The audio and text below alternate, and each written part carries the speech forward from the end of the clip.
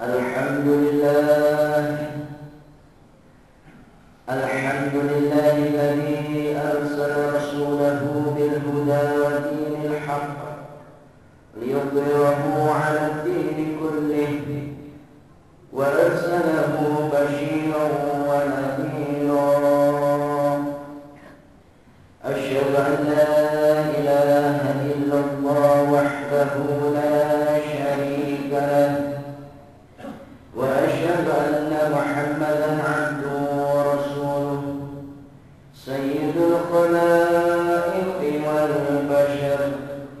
Allahumma salli wa sallim ala sayyidina Muhammad wa alihi wa ashabihi ajma'in. Amma ba'd. Ya ma'asyiral muslimin rahimakumullah, ittaqullaha fi kulli hal waf'alul khairati la'allakum tuflihun. Hadirin jamaah Jumat yang dimuliakan oleh Allah Subhanahu wa ta'ala. Pertama-tama, marilah kita selalu meningkatkan takwa kita kepada Allah Subhanahu wa ta'ala dengan sepenuhnya dan selalu mengucapkan syukur sedalam-dalamnya, yakni dengan mengerjakan semua perintah dan menjauhi semua larangan-larangannya. Hadirin jamaah Jumat yang dimuliakan oleh Allah Subhanahu wa ta'ala, semakin kita sering menganggap diri penuh jasa dan penuh kebaikan pada orang lain,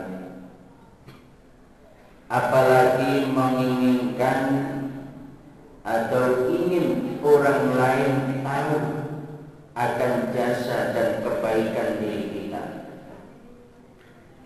lalu berharap agar orang lain menghargai, memuji dan membalasnya, maka semua ini berarti kita sedang membangun penjara untuk diri sendiri dan sedang mempersiapkan diri mengarungi samudra kekecewaan dan sakit hati.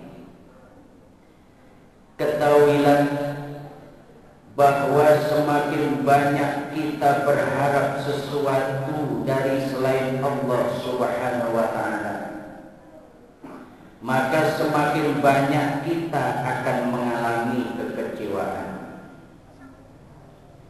Karena tiada sesuatu apapun yang dapat terjadi tanpa izin dari Allah Subhanahu wa ta'ala. Sesudah mati-matian berharap dihargai makhluk dan Allah tidak menggerakkan orang untuk menghargai, maka hati ini akan terluka dan terkecewakan. Belum lagi kerugian di akhirat, karena amal yang kita lakukan berarti tidak tulus dan tidak ikhlas, yaitu beramal bukan karena Allah Subhanahu wa ta'ala. Selayaknya kita menyadari bahwa yang namanya jasa atau kebaikan kita terhadap orang lain sesungguhnya bukanlah kita berjasa, melainkan Allah yang berbuat dan kita dipilih menjadi jalan kebaikan Allah itu berwujud. Sesungguhnya terpilih menjadi jalan saja sudah lebih dari cukup. Karena andai kata Allah menghendaki kebaikan itu terwujud melalui orang lain, maka kita tidak akan mendapat ganjarannya. Hadirin jamaah Jumat yang dimuliakan oleh Allah Subhanahu wa ta'ala, ketika ada seorang yang sakit lalu sembuh berkat usaha seorang dokter, maka sebetulnya bukan dokter yang menyembuhkan pasien tersebut, melainkan Allah yang menyembuhkan. Dan sang dokter dipilih menjadi jalan. Seharusnya dokter sangat berterima kasih kepada sang pasien, karena selain Allah telah menjadikan ladang pahala untuk mengamalkan ilmunya, juga telah menjadi jalan rizki dari Allah baginya.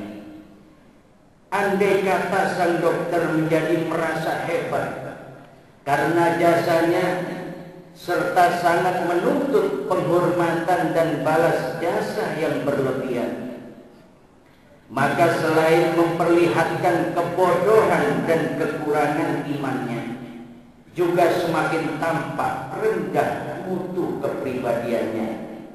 Selain itu, di akhirat nanti niscaya akan termasuk orang yang merugi karena tidak dapat pahala ganjaran. Juga tidak selayaknya seorang ibu menceritakan jasanya mulai dari mengandung, melahirkan, mendidik, membiayai dan lain-lainnya, semata-mata untuk membuat sang anak merasa berhutang budi, apalagi jika dilakukan secara emosi kepada anak-anaknya. Karena hal tersebut tidak menolong mengangkat wibawa sang ibu, bahkan bisa jadi yang terjadi adalah sebaliknya. Karena sesungguhnya sang anak sama sekali tidak memesan untuk dilahirkan oleh ibu. Juga semua yang ibunya lakukan itu adalah sudah menjadi kewajiban seorang ibu. Percayalah bahwa kemuliaan dan kehormatan serta kewibawaan seorang ibu justru akan bersinar-sinar seiring dengan ketulusan ibu menjalani tugas ini dengan sebaik-baiknya. Begitu juga seorang bapak. Insya Allah, Allah akan memberikan rasa cinta di hati anak-anak dan menuntunnya untuk sanggup berbalas budi. Tanpa diminta balas budi itu akan datang sendiri kepada sang ibu atau bapak. Hadirin jamaah Jumat yang dimuliakan oleh Allah Subhanahu wa taala.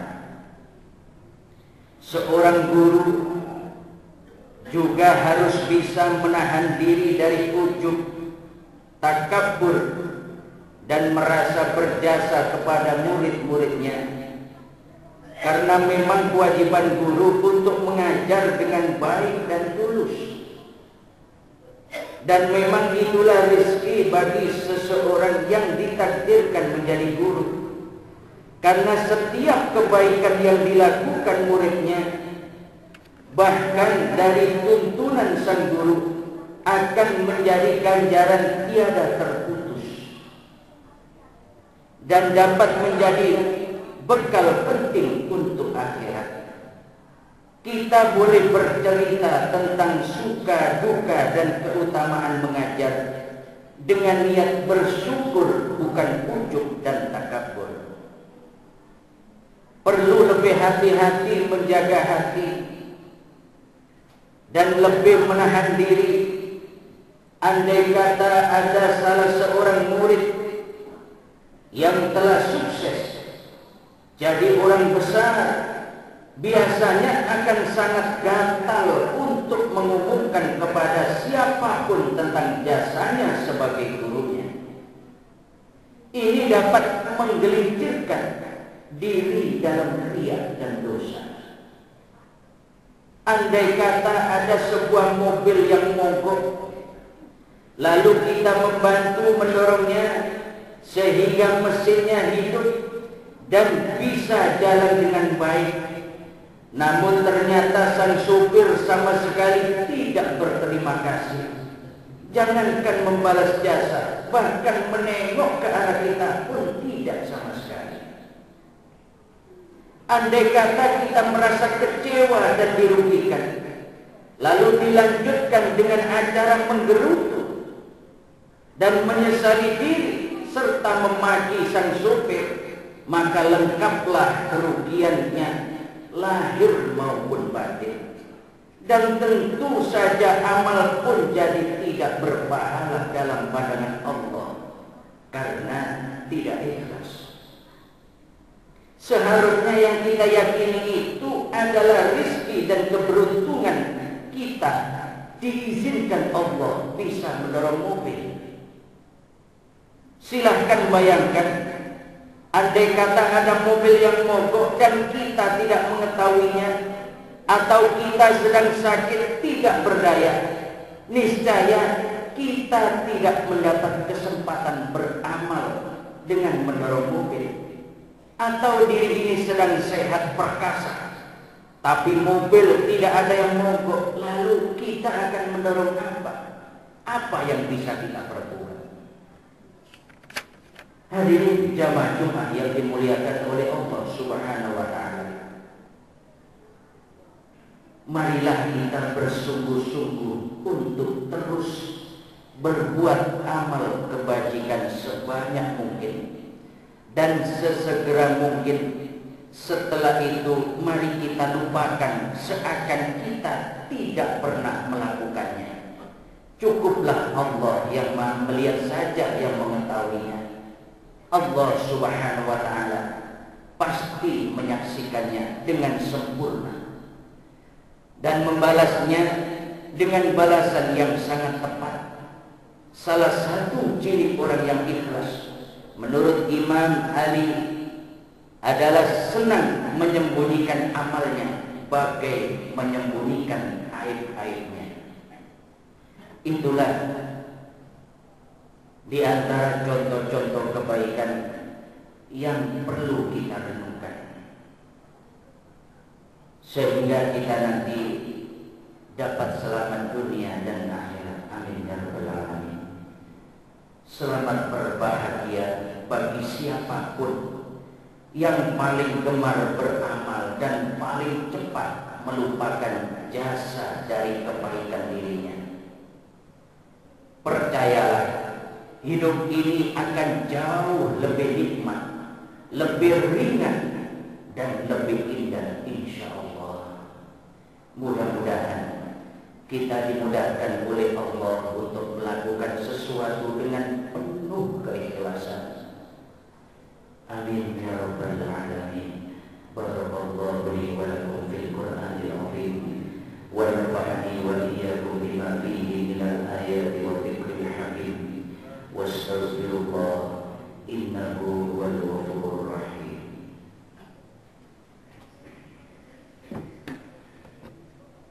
Allahumma shalli wa sallim ala sayyidina Muhammad wa ala ali sayyidina Muhammad.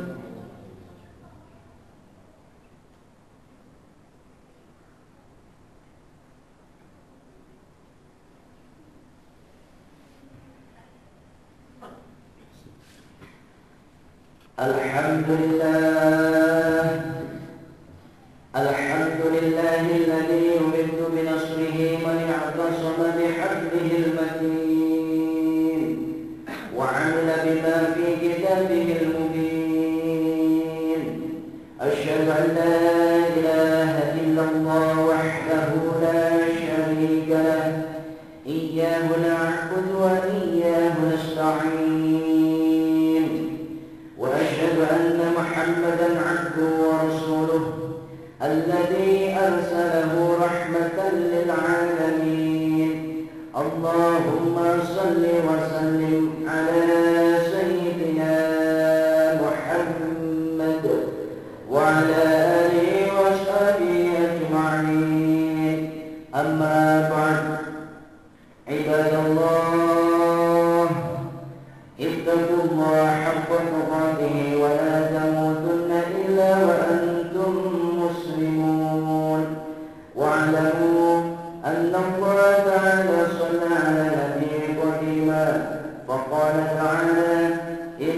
الله وملائكته يصلون على النبي يا أيها الذين آمنوا صلوا عليه وسلموا تسليما اللهم صل وسلم على سيدنا محمد وعلى آله وصحبه والتابعين ومن تبعهم بإحسان إلى يوم الدين اللهم اغفر للمسلمين والمسلمات والمؤمنين والمؤمنات الأحياء منهم والأموات إنك سميع قريب مجيب الدعوات اللهم انصر من نصر الدين واخذل من خذل المسلمين ربنا آتنا في الدنيا حسنة وفي الآخرة حسنة وقنا عذاب النار عباد الله إن الله يأمر بالعدل والإحسان وإيتاء ذي القربى وينهى عن الفحشاء والمنكر والبغي يعظكم لعلكم تذكرون